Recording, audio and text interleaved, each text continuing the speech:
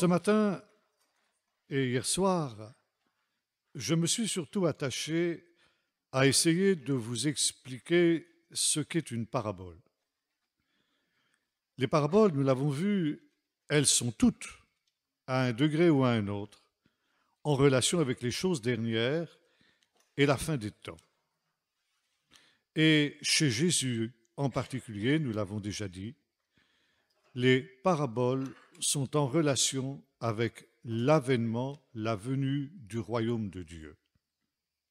Et ce soir, j'aimerais que nous nous arrêtions plus longuement sur cette notion du royaume de Dieu. Qu'est-ce que le royaume de Dieu et qu'est-ce que Jésus entend par le royaume de Dieu? Qu'est-ce que les paraboles nous enseignent et nous apprennent sur le royaume de Dieu? Alors, j'aimerais que nous fassions deux lectures ce soir. La première dans le chapitre 4 de l'évangile de Matthieu et au verset 17.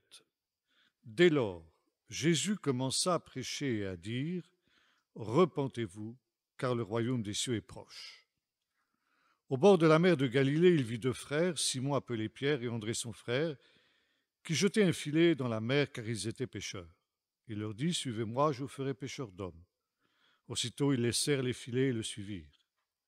En allant plus loin, il vit deux autres frères, Jacques, fils de Zébédée, et Jean, son frère, qui étaient aussi dans une barque avec Zébédée, leur père, et qui réparaient leurs filets. Il les appela, et aussitôt ils laissèrent la barque et leur père, et le suivirent. Jésus parcourait toute la Galilée. Il enseignait dans la synagogue, prêchant la bonne nouvelle du royaume, et guérissant toute maladie et toute infirmité parmi le peuple. Sa renommée se répandit dans toute la Syrie. On lui amenait tous ceux qui souffraient de maladies et de douleurs diverses, des démoniaques, des lunatiques, des paralytiques, et il les guérit. De grandes foules le suivirent de la Galilée, de la Décapole, de Jérusalem, de la Judée et d'au-delà du Jourdain. Jésus parcourait toutes les villes de Galilée, prêchant la bonne nouvelle du royaume. C'est une expression qui vient directement de l'Écriture, et plus particulièrement d'un texte que nous allons lire également maintenant, qu'on trouve dans le chapitre 52 du livre du prophète Ésaïe, à partir du verset 7.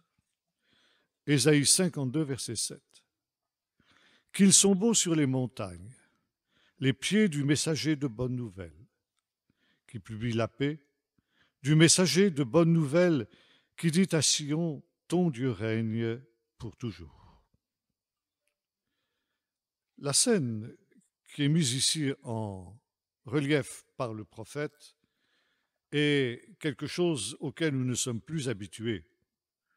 À l'heure des communications pratiquement en temps réel, je ne parle pas du téléphone, je parle essentiellement des moyens de communication moderne par informatique, Internet et tout ce qui s'ensuit. Quand nous avons une nouvelle à communiquer, évidemment, nous décrochons ces engins modernes et en quelques instants, la nouvelle peut parvenir jusqu'aux extrémités de la terre. À l'époque d'Ésaïe et à l'époque de Jésus, de tels moyens n'existaient pas.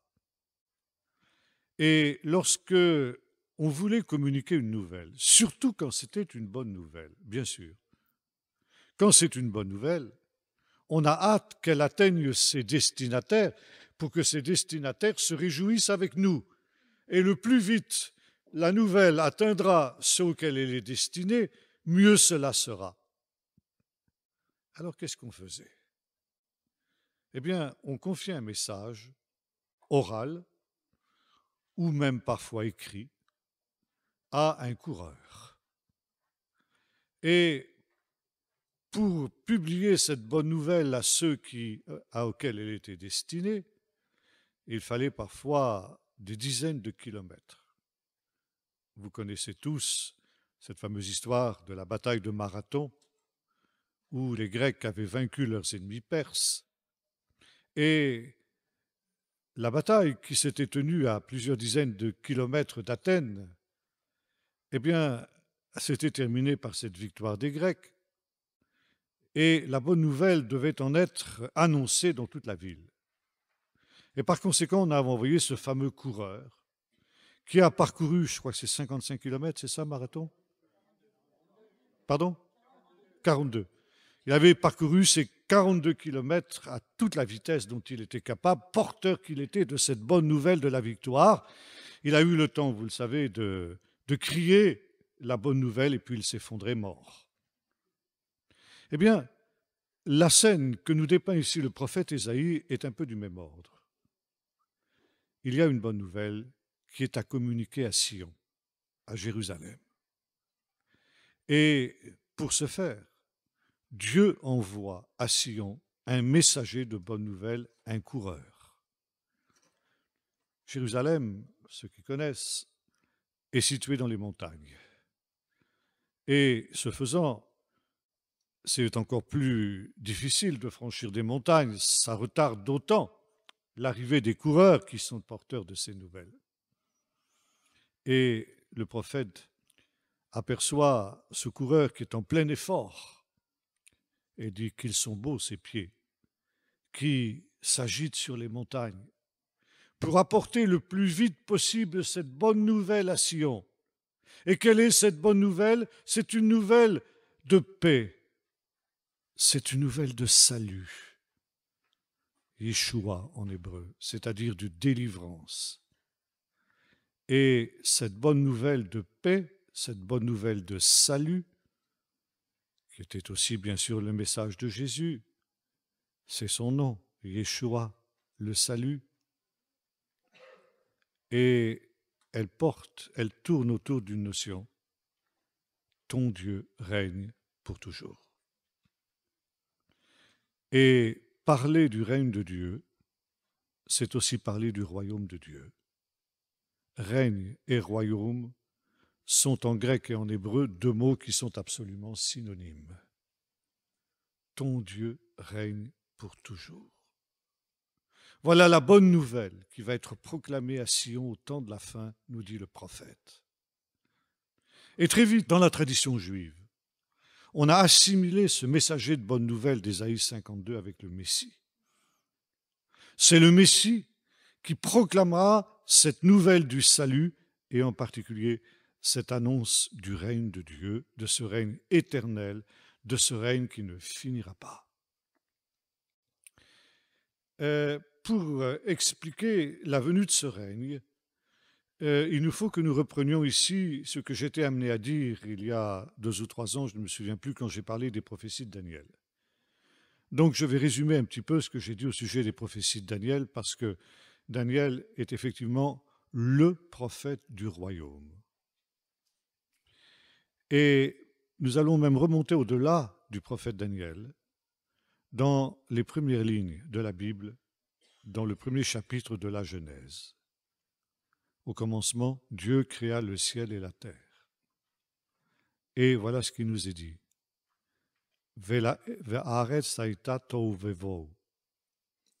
La terre était, on traduit, informe et vide.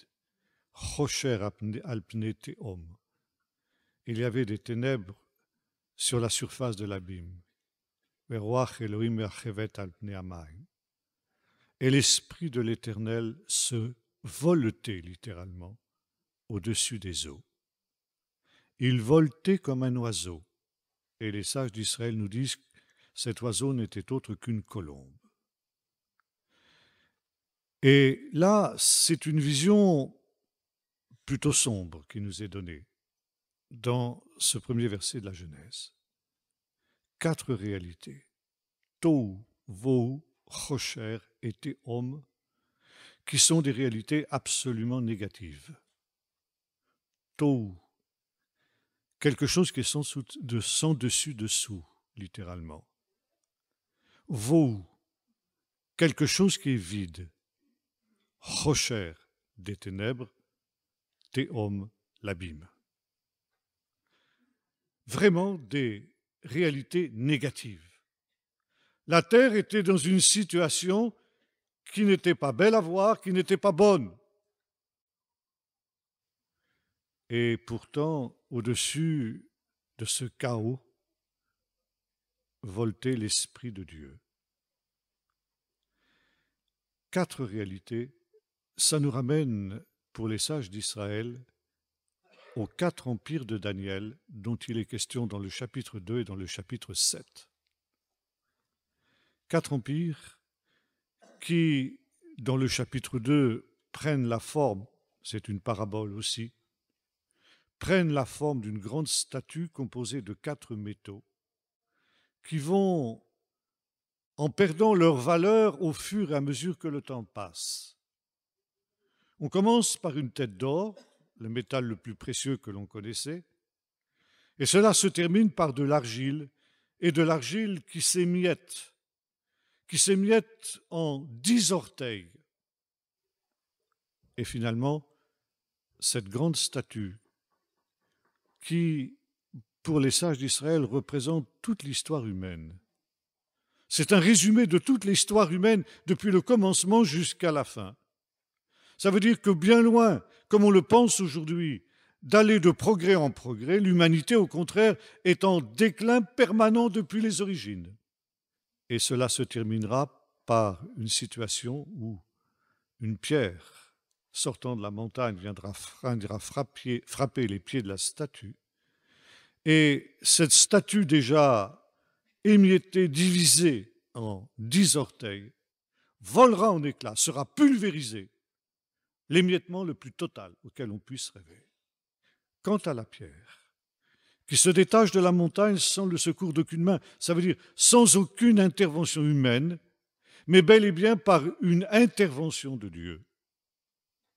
Cette pierre va devenir une montagne qui va remplir toute la terre. Et l'explication qu'en donne le prophète est celle-ci. Eh bien, cette pierre, ça n'est autre que le royaume de Dieu, qui sera inauguré par le Messie, la pierre rejetée du psaume 118, mais qui deviendra la principale pierre de l'angle dans le royaume que Dieu construira au temps de la fin pour remplacer tous les empires humains. Il y a ce thème des 4 empires qui revient aussi au chapitre 7 du livre de Daniel. Et là, ces empires ne sont plus symbolisés par 4 métaux différents de la grande statue, mais par 4 animaux féroces, qui eux aussi vont en perdant en quelque sorte leur noblesse. Le premier de ces animaux, c'est un lion, le roi des animaux. Le deuxième, c'est un ours, c'est déjà un peu moins noble. Le troisième, un léopard, et là aussi ça diminue. Puis le quatrième, une bête absolument indescriptible, d'une méchanceté, d'une férocité extraordinaire. Et cette bête va proférer des blasphèmes contre Dieu tels que pour Dieu cela sera insupportable. Il y a un stade où on atteint un point de non-retour dans le domaine du péché.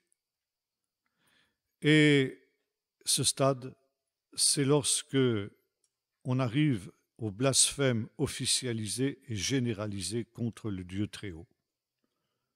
Dieu ne peut pas accepter cette atteinte à son honneur. Et c'est pourquoi ce que nous avons vécu au début de cette année 2015, avec cette fameuse affaire de Charlie Hebdo, a de quoi nous inquiéter. Parce que le journal pour lequel un grand nombre de Français sont descendus dans la rue, soi-disant pour défendre la liberté d'expression, en réalité, comme l'ont reconnu les leaders du mouvement, ce n'était pas pour défendre la liberté d'expression qu'on a fait descendre ces gens dans la rue, mais pour défendre le droit au blasphème. Parce que cette revue avait fait du blasphème son fonds de commerce. Pas seulement contre Mahomet. Alors, je ne suis pas du tout partisan et défenseur de l'islam, loin de là.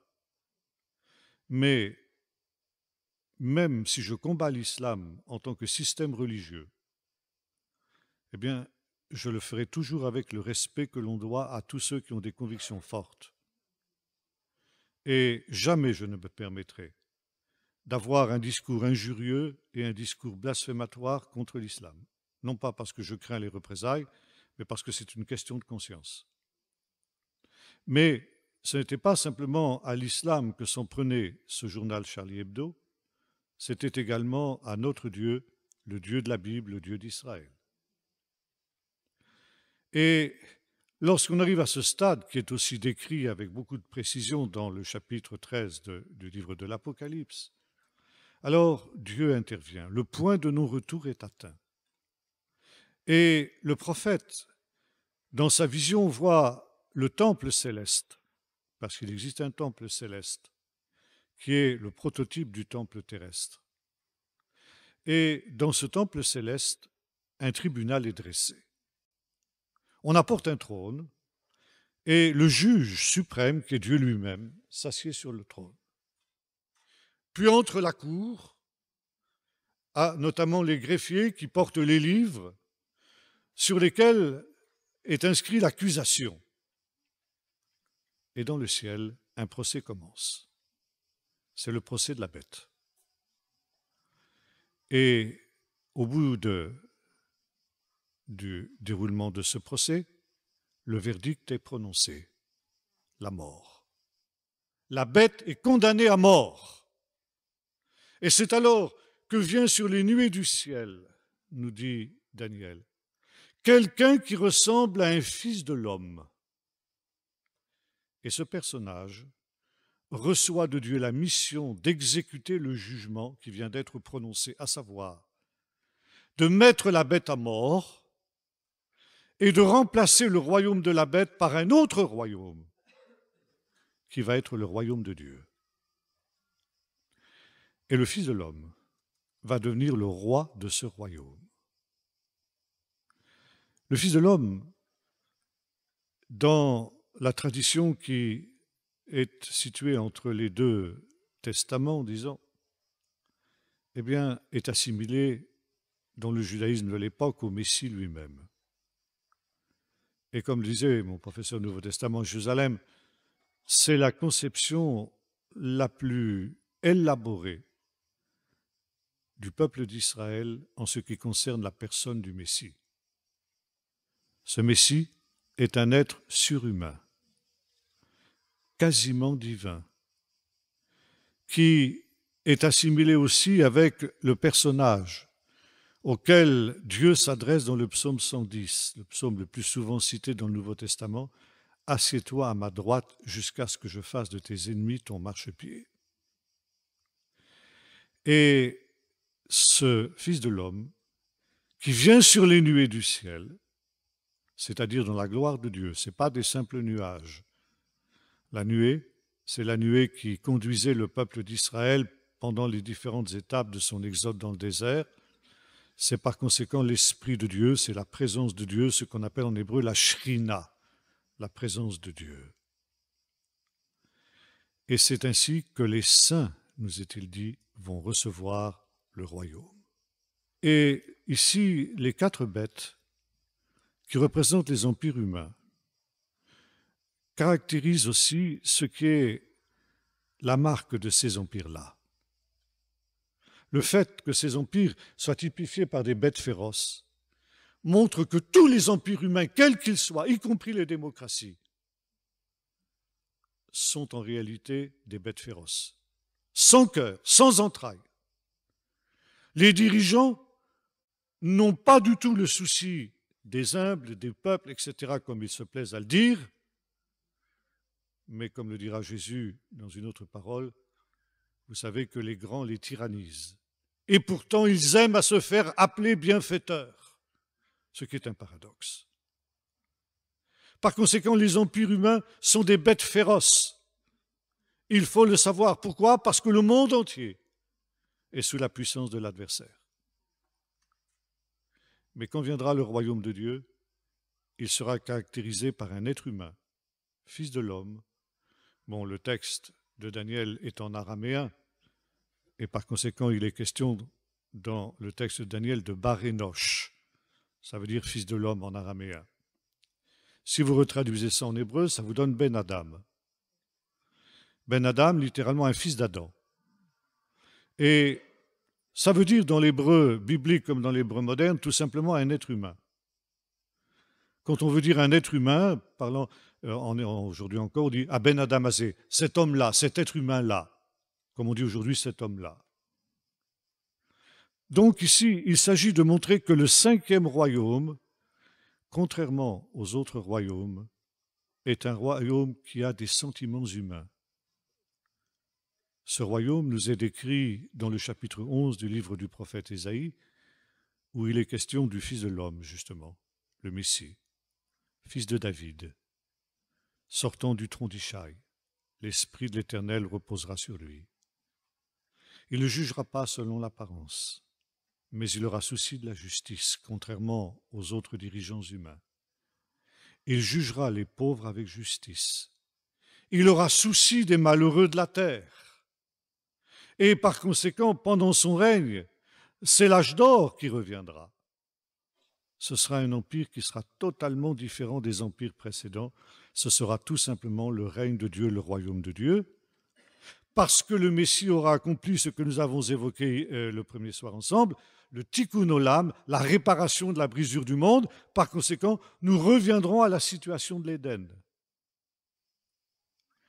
Et même justement les bêtes féroces, les prédateurs, perdront leur férocité. Le loup habitera avec l'agneau, la vache et l'ours mangeront ensemble du fourrage, et même le jeune enfant, ce fils de la femme dont nous avons parlé hier, qui est en opposition, en antagonisme depuis les origines avec le serpent de l'Éden, le serpent venimeux, mais même dans ce temps-là, ce serpent venimeux aura perdu sa dangerosité, au point que le jeune enfant pourra s'amuser avec ce serpent venimeux comme si c'était un petit chien ou un animal domestique. C'est l'annulation de la malédiction de l'Éden. C'est le retour à ce qui était au commencement. Et c'est pourquoi la venue du royaume de Dieu est considérée comme une nouvelle création. Dieu va recréer ce qui a été détruit par l'intervention du prince de ce monde, le serpent ancien. Et cette expression tikkun olam, que nous avons traduite par réparation de la brisure du monde, dans le Nouveau Testament, elle est traduite un petit peu différemment, c'est le rétablissement de toutes choses. Dieu rétablira ce qui était au commencement et par conséquent, ce sera une nouvelle création. C'est tout le thème du livre de l'Apocalypse, qui se résume par cette parole centrale qu'on trouve dans le livre, « Voici, je fais toutes choses nouvelles ». Ésaïe l'avait déjà annoncé, « Je fais une terre nouvelle et un ciel nouveau ». Et c'est très intéressant de constater qu'en hébreu, nous avons là une forme grammaticale du verbe extrêmement rare que les grammairiens de l'hébreu biblique appellent le présent absolu. Et quand il y a cette expression qui n'apparaît que 5 fois dans la Bible, et la dernière fois, c'est justement dans ce chapitre 66 d'Ésaïe, c'est une certitude. C'est comme si c'était déjà fait. C'est tellement certain dans le plan de Dieu que même si pour nous les hommes, il va encore falloir des siècles pour que ça se réalise, pour Dieu c'est comme si c'était déjà fait. Je crée une terre nouvelle et un ciel nouveau. Je fais toutes choses nouvelles. C'est le royaume de Dieu. Alors on comprend que cette bonne nouvelle de cette venue de ce royaume, de la venue de ce roi humble et victorieux, qui aura souci des pauvres, qui annulera les malédictions de l'Éden et qui rétablira toutes choses comme au commencement, c'est vraiment une bonne nouvelle. Qu'ils sont beaux sur les montagnes, les pieds du messager de bonne nouvelle, du messager de paix, du messager de salut, de celui qui dit à Sion, ton Dieu règne pour toujours. Maintenant, je voudrais revenir au premier verset du livre de la Genèse que j'évoquais tout à l'heure. 4 réalités négatives, Tohu, Vohu, Chocher, Tehom. 4, tiens. Coïncidence. C'est exactement le nombre des empires humains qui sont décrits par les 2 visions de Daniel, chapitre 2 et chapitre 7. Et comme l'ont noté les sages d'Israël, ça correspond exactement aux caractéristiques de ces 4 royaumes, de ces 4 empires. Le premier, Tohu. Bouleversement, sans dessus-dessous. Et ça correspond à l'hébreu Bavel, Babylone en hébreu. Bavel, ça veut dire, ça vient de la racine bouleverser, c'est un bouleversement. Donc ça correspond au Tohu. Et Babylone, c'est le contraire de ce qu'elle se donne. Elle se donne comme la quintessence, la tête d'or. Et en fait, Dieu va bouleverser tout ça, comme il l'avait fait dans la première Babylone. Deuxième mot, Bohu. Vohu. Vacuité. Et ça correspond au deuxième empire, l'empire perse. Cet empire nous est décrit longuement dans le livre d'Esther. Et nous constatons que la caractéristique de cet empire, c'est que tout est dans l'apparence. Le roi fait un formidable festin pour tous ses peuples, qui va durer des jours et des jours, où chacun aura la possibilité de manger, de boire gratuitement autant qu'il voudra. Et le roi fait étalage de sa gloire, de ses richesses, de ses trésors, de sa puissance, etc.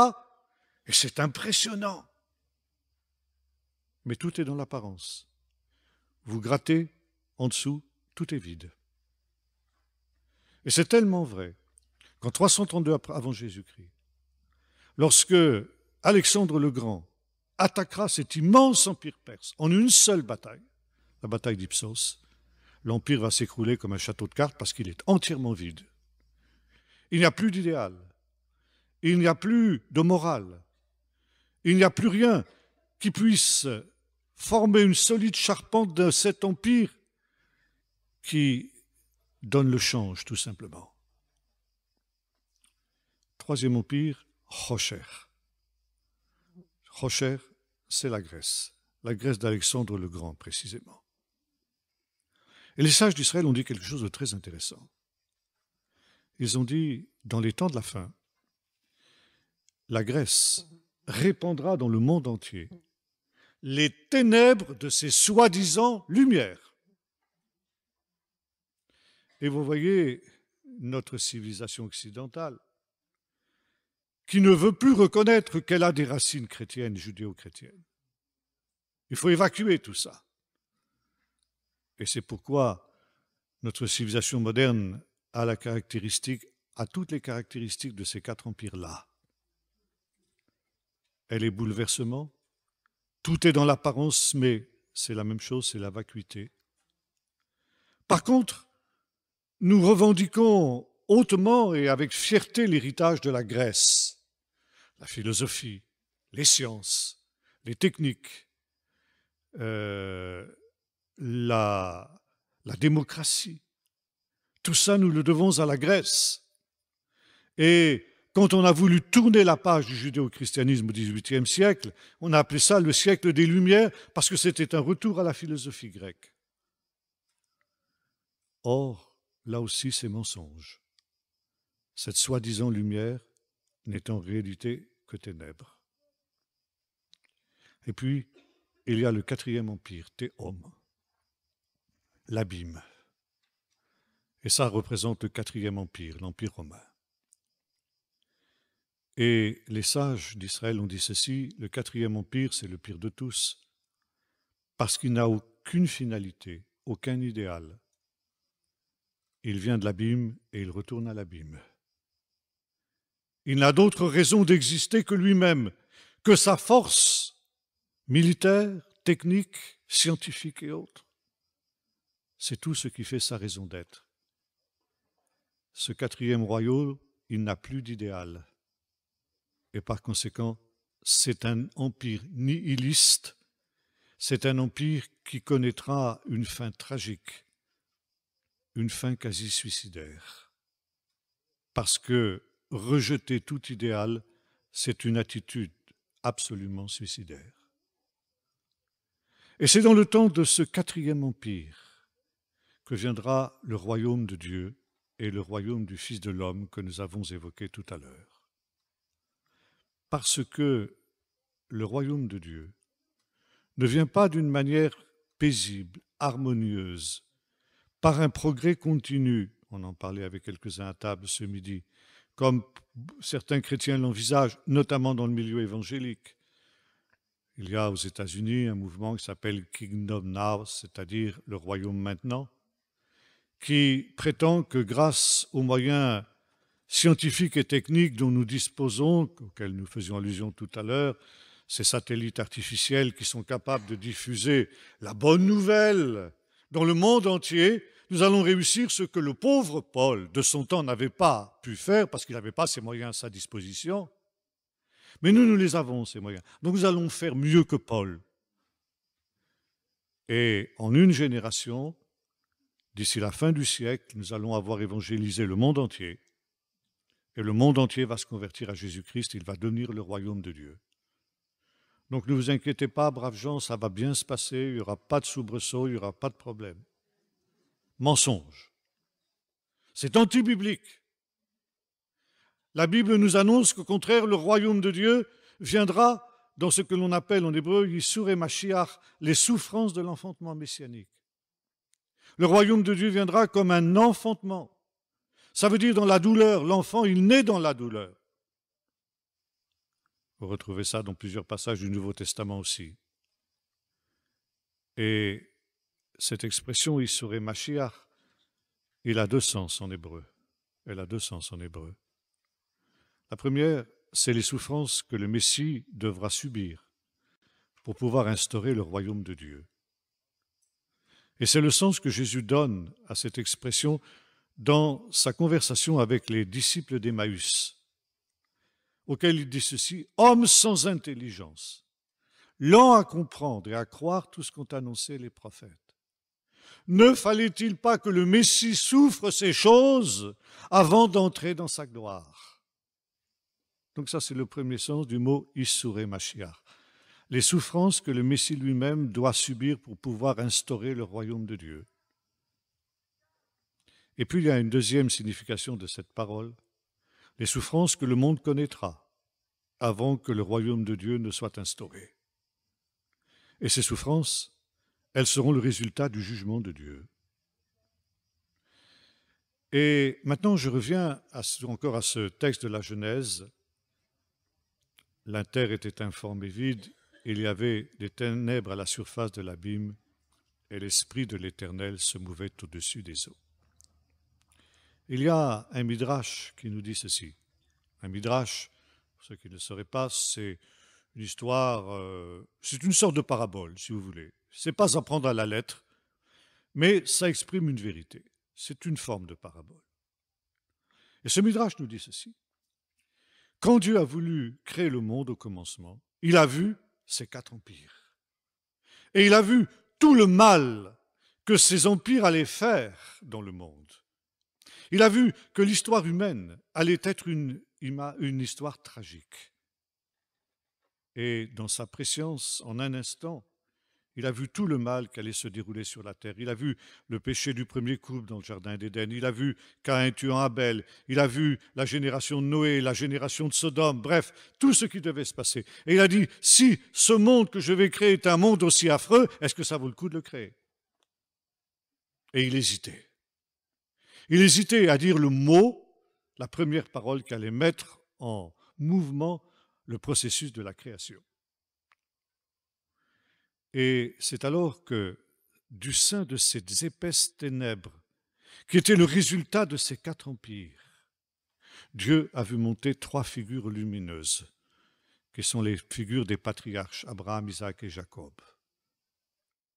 Et en un instant, Dieu a compris que ces trois justes, allaient être les ancêtres du Messie. Et qu'à cause du Messie, il valait la peine de créer le monde. Et quand il a vu ces trois figures lumineuses qui montaient du sein de ces épaisses ténèbres, Dieu a dit qu'il y ait de la lumière. Et ça a été le début de la création. Paul devait connaître ce midrash quand dans l'épître aux Colossiens il nous dit ceci parlant de Jésus. C'est en lui, par lui, pour lui, que toutes choses ont été créées, celles qui sont dans le ciel, celles qui sont sur la terre et celles qui sont en dessous de la terre. Car il a plu à Dieu de tout récapituler en lui, de telle sorte que toute créature reconnaisse que Jésus est Seigneur à la gloire de Dieu le Père. Et quand toutes les créatures, au temps de la fin, auront reconnu ce grand mystère et ploieront le genou devant le Fils de l'homme, alors ce sera le royaume de Dieu. Et à cause du royaume de Dieu, il valait la peine de créer le monde, bien que ce monde ait été un monde de souffrance, de rébellion, de péché, de crimes et de toutes sortes de mal. Mais les sages ont dit aussi autre chose. Aussi longtemps que règnent les quatre empires, le royaume de Dieu n'est pas complet. Dieu règne, on pourrait dire, Dieu règne de jure, comme disent aujourd'hui les diplomates. Ça veut dire de droit. De droit, il est le roi de sa création. Mais de facto, ça veut dire dans les faits, c'est autre chose. Il y a un autre roi qui règne. Celui qui pourra dire à Jésus, tous ces royaumes du monde que tu vois, que je te montre en cet instant, ils m'ont été donnés et je les donne à qui je veux. Et Jésus ne va pas contester cette parole de l'adversaire. Oui, ces royaumes lui ont été donnés. Et jusqu'à la venue du royaume de Dieu, il en est le maître. Il les donne à qui il veut, il en fait ce qu'il veut. Ça ne veut pas dire, pour autant, que l'œuvre de l'adversaire échappe à la souveraineté de Dieu. Nous voyons ça dans le livre de Job, par exemple. En fin de compte, l'adversaire ne fait que ce que Dieu lui permet de faire. Mais ceci dit, il a une latitude et une marge de manœuvre extrêmement importante. Et aussi longtemps que les empires règnent, ces empires qui sont tous sous la puissance de l'adversaire, le royaume de Dieu n'est pas encore véritablement là. Par contre, quand Dieu dit qu'il y ait de la lumière, question, d'où vient cette lumière?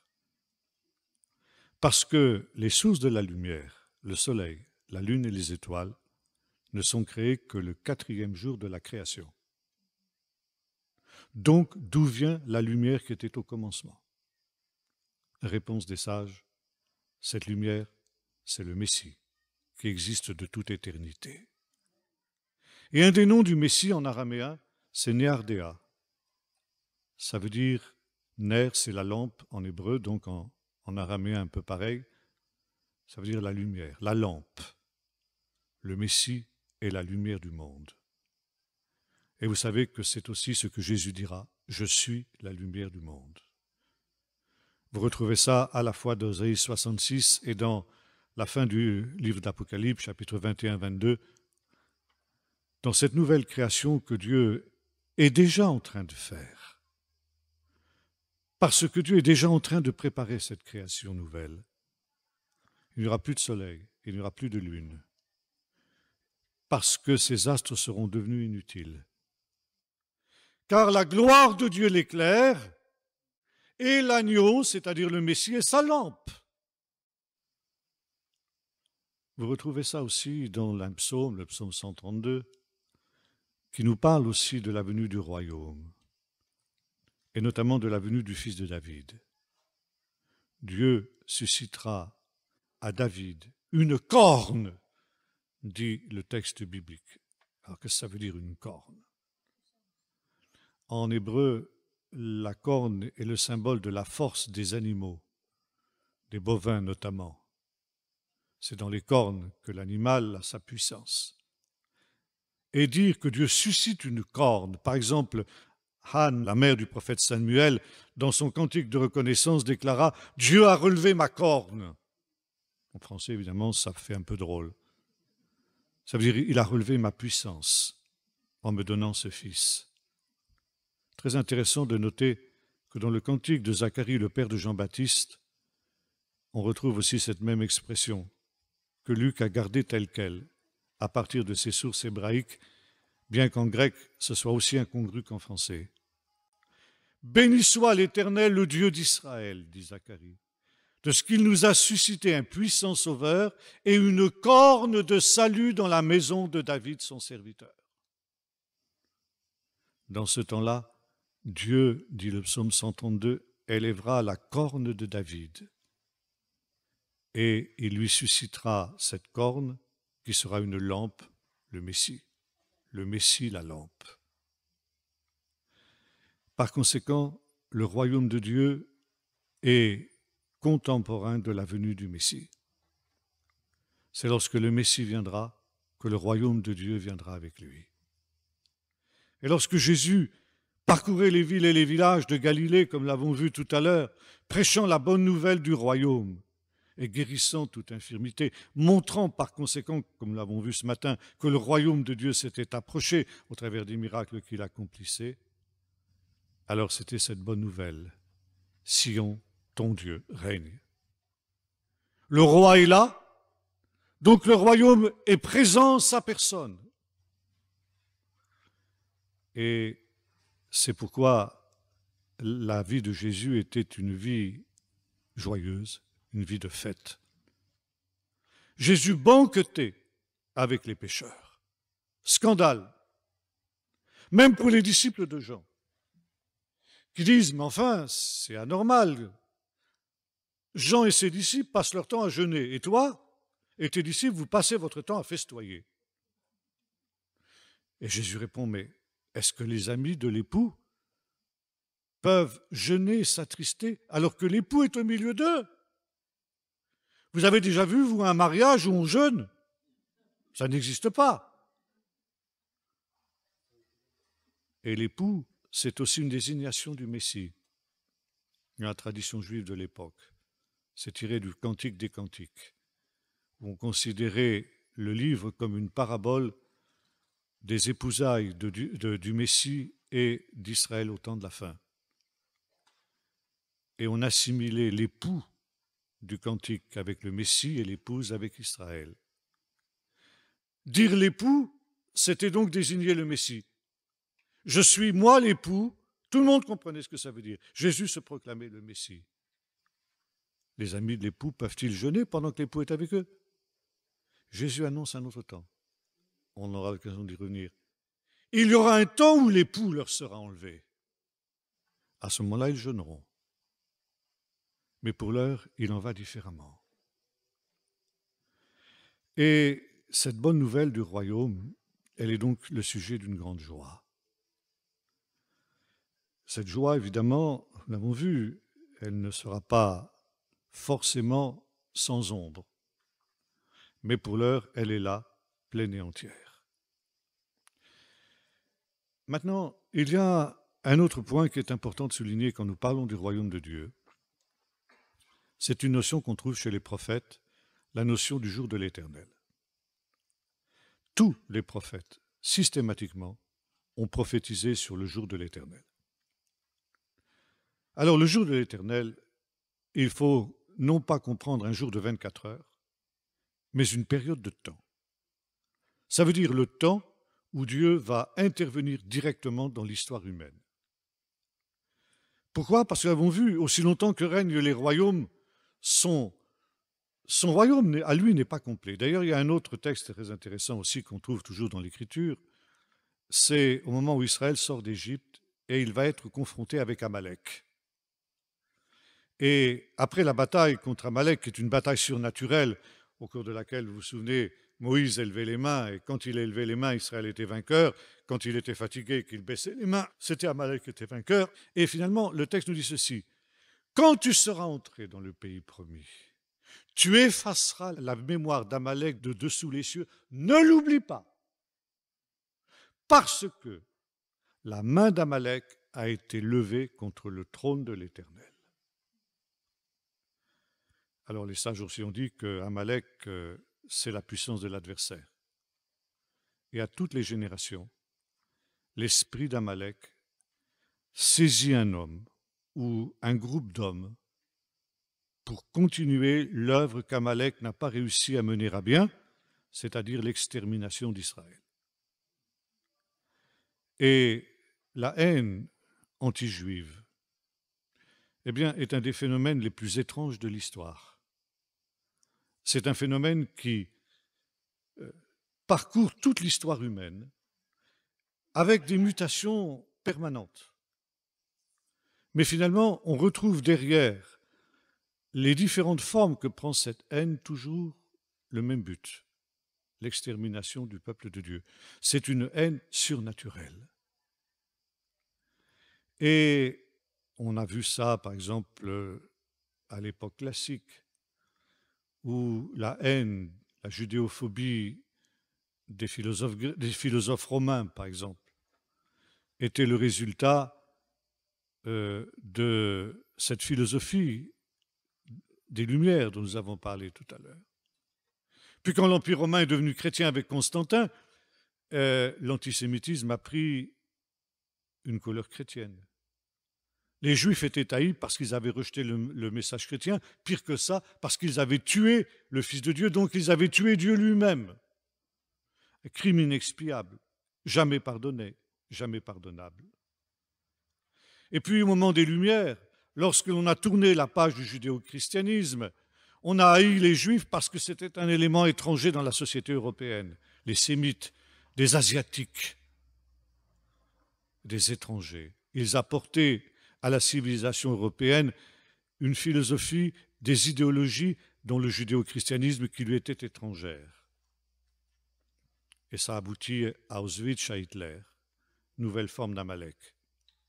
Aujourd'hui, c'est l'antisionisme qui est la dernière forme de l'esprit d'Amalek. Mais le but est le même, détruire Israël. Pourquoi? Pourquoi une haine qui est absolument stupide? Toutes les raisons que l'on donne pour haïr les Juifs, il n'y en a aucune qui est valable. Pourquoi cet acharnement? Parce que derrière, il y a l'esprit de l'adversaire, il y a l'esprit d'Amalek, il y a l'esprit de l'Antichrist. Et le texte nous dit ceci: parce que la main d'Amalek a été dressée contre le trône de l'Éternel, il y aura guerre à perpétuité entre Amalek et l'Éternel.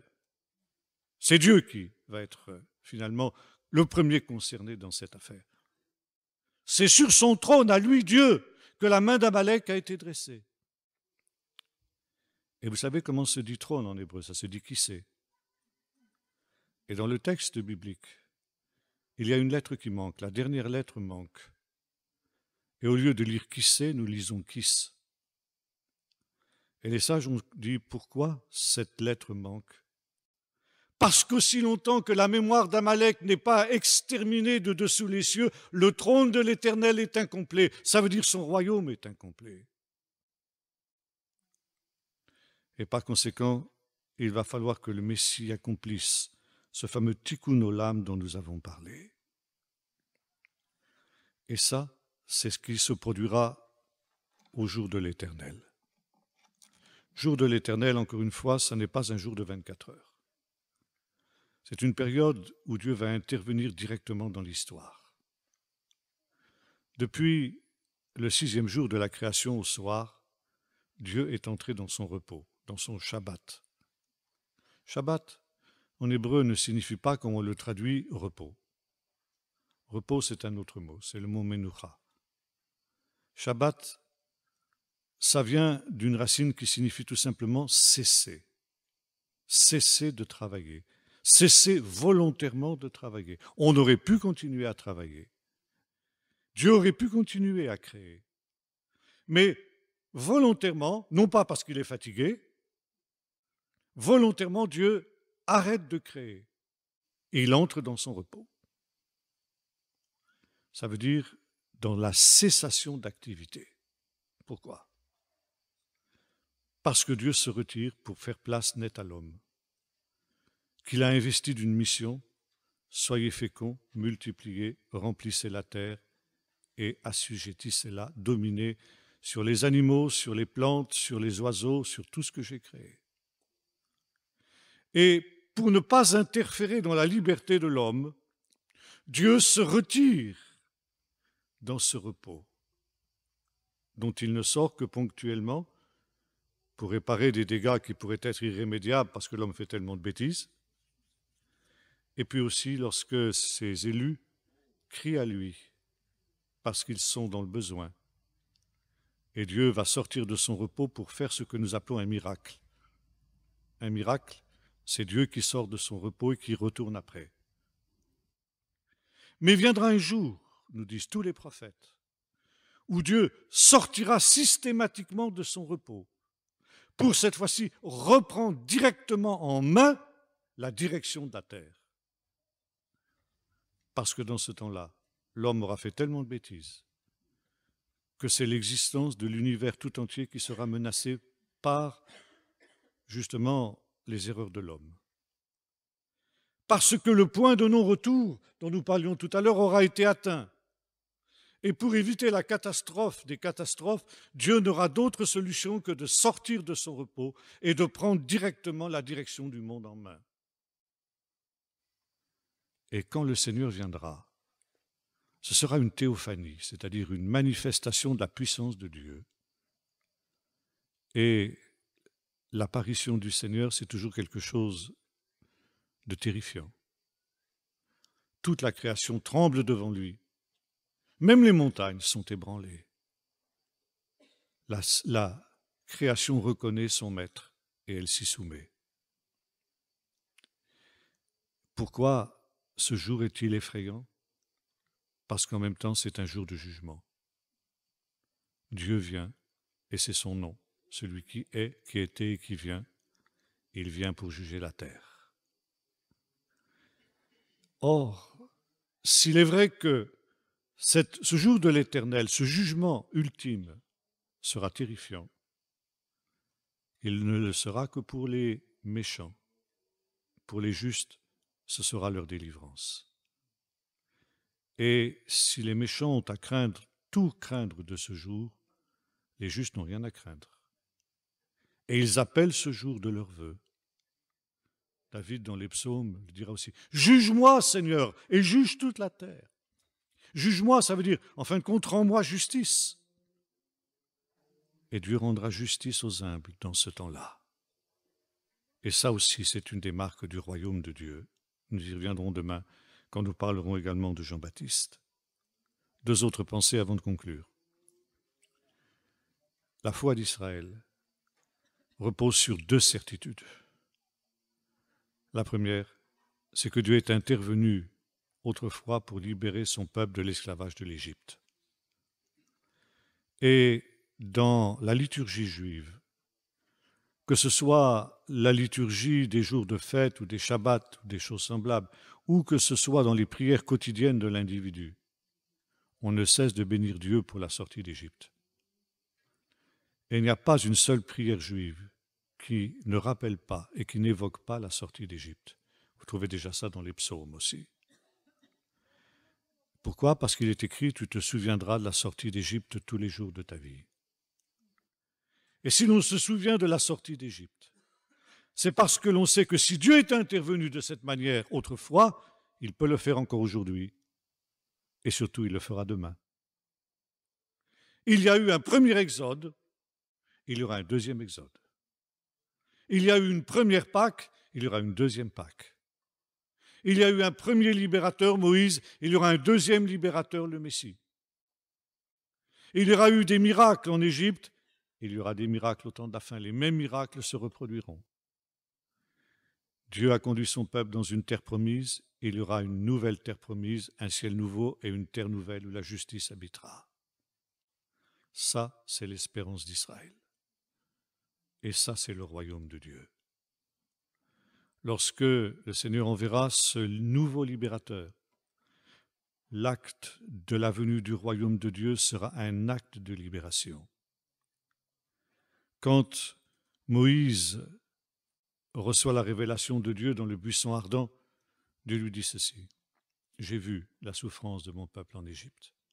J'ai entendu les cris que lui arrache la dure servitude à laquelle il est soumis par les Égyptiens. Et je viens maintenant pour te délivrer. » Dieu est celui qui vient. Je viens vite, Apocalypse. celui qui est, qui était et qui vient. Et quand Dieu vient, c'est toujours sous la forme d'un libérateur. Or, la libération d'Israël au moment de la sortie d'Égypte et du premier exode a été marquée par le jugement du Pharaon et des Égyptiens. De la même manière, le jour de l'Éternel sera un jour de délivrance pour le peuple de Dieu, mais sera un jour de jugement pour les ennemis de Dieu, ceux qui oppressent et qui oppriment le peuple de Dieu. Ce jour-là, le peuple de Dieu sortira libre, comme le peuple d'Israël est sorti libre. Il retrouvera le pays d'Israël.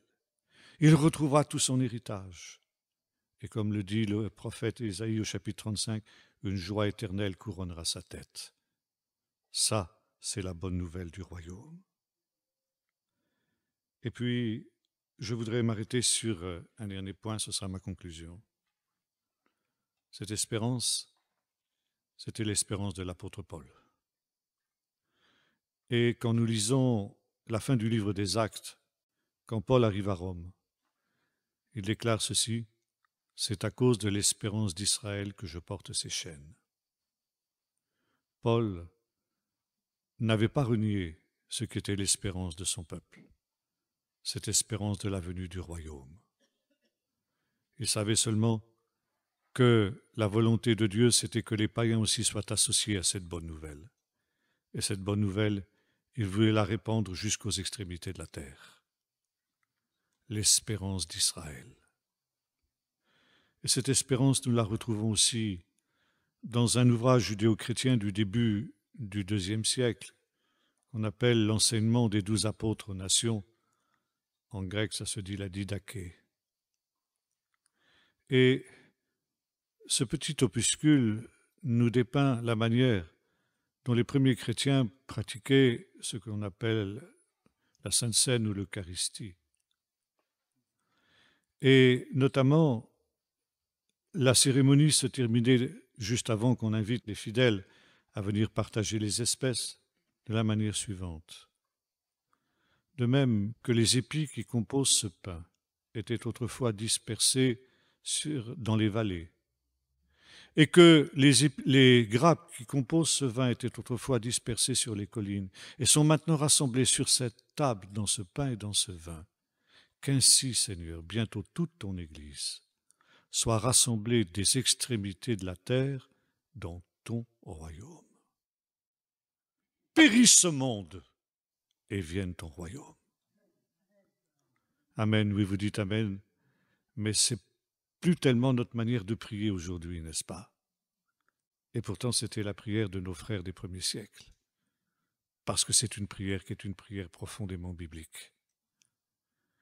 Il faut que les royaumes de ce monde disparaissent pour laisser place au royaume de Dieu. Et c'est aujourd'hui la chose importante, est-ce que nous partageons nous aussi cette espérance d'Israël? Le peuple chrétien a oublié cette espérance. Selon une remarque féroce d'un théologien, il a dit ceci: Jésus prêchait le royaume et c'est l'Église qui est venue. Mais, bon, l'Église c'était autre chose, c'était là aussi le plan de Dieu. Ça ne veut pas dire que l'Église a gommé la venue du royaume. La venue du royaume, elle est là. Et dans la tradition juive, on dit que lorsqu'un homme meurt, la première question qu'on lui pose quand il arrive dans l'au-delà, c'est celle-ci: est-ce que tu as attendu le royaume de Dieu? Et c'est notre question ce soir. Jésus parcourait les villes et les villages, proclamant la bonne nouvelle du royaume et guérissant toute infirmité parmi le peuple, toute maladie et toute infirmité. Alors, cette bonne nouvelle qu'on appelle l'Évangile, Évangile, ça veut dire bonne nouvelle. Cette bonne nouvelle, ce n'est pas forcément ce que nous entendons par là. Un salut qui est un salut au-delà de l'histoire, un salut spirituel, un royaume qui est spirituel. Mais c'est un royaume qui est directement lié au royaume d'Israël et au rétablissement d'Israël. Et quand les disciples demandent à Jésus: est-ce en ce temps-là que tu rétabliras le royaume d'Israël? Jésus n'a jamais dit qu'il ne le ferait pas, contrairement à ce qu'on pense dans les milieux chrétiens.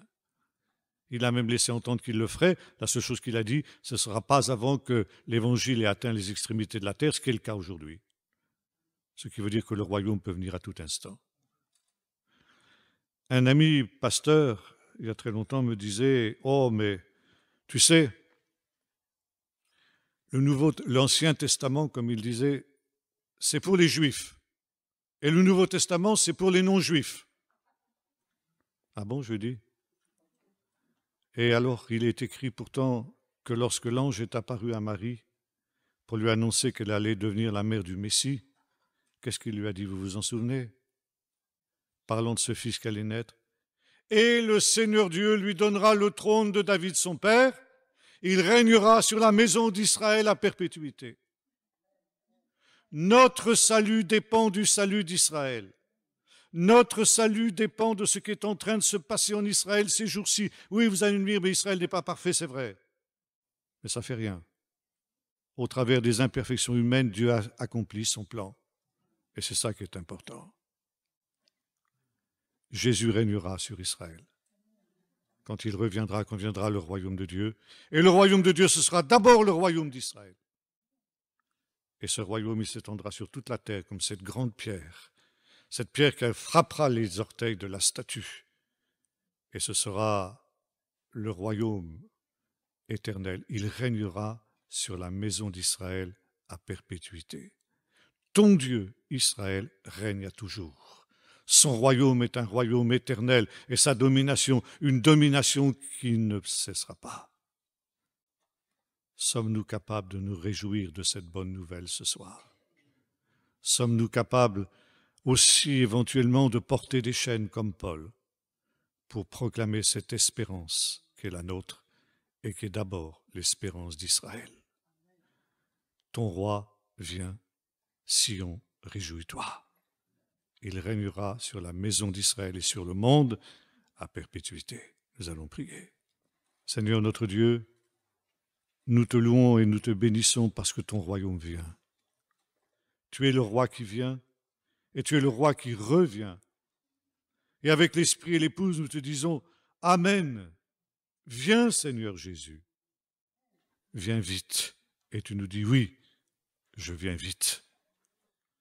Alors, Seigneur, tu vois ces temps dans lesquels nous vivons, ces temps où les empires achèvent leur règne, où les empires sont à l'agonie, où ce monde va périr. Et nous, Seigneur, qui avons la révélation de ta parole et qui voyons les événements qui se produisent autour de nous, nous sommes parfaitement conscients que c'est un monde à l'agonie dans lequel nous vivons. Mais nous nous réjouissons de l'agonie de ce monde. Et avec nos frères du IIe siècle, nous disons, oui, amen, Seigneur, que périsse ce monde pour qu'il laisse place nette à la venue de ton royaume. Lève-toi, Seigneur, sors de ton repos. Seigneur, que ce soit le jour de l'Éternel et que tu viennes pour délivrer les tiens, pour rendre justice aux tiens. Et nous, Seigneur, qui sommes tes enfants, n'avons pas peur de ton jugement. Et comme David, nous te disons, juge-nous, Seigneur, parce que ton jugement sera un jugement de miséricorde et un jugement de délivrance. Seigneur, nous crions vers toi comme le peuple d'Israël en Égypte, et tu vois la souffrance de ton peuple, et tu nous donnes cette bonne nouvelle. Ton roi vient pour te délivrer. Ton roi vient avec une parole de salut, une parole de paix, avec cette promesse, ton Dieu règne pour toujours. Merci pour tes bienfaits, Seigneur. Amen.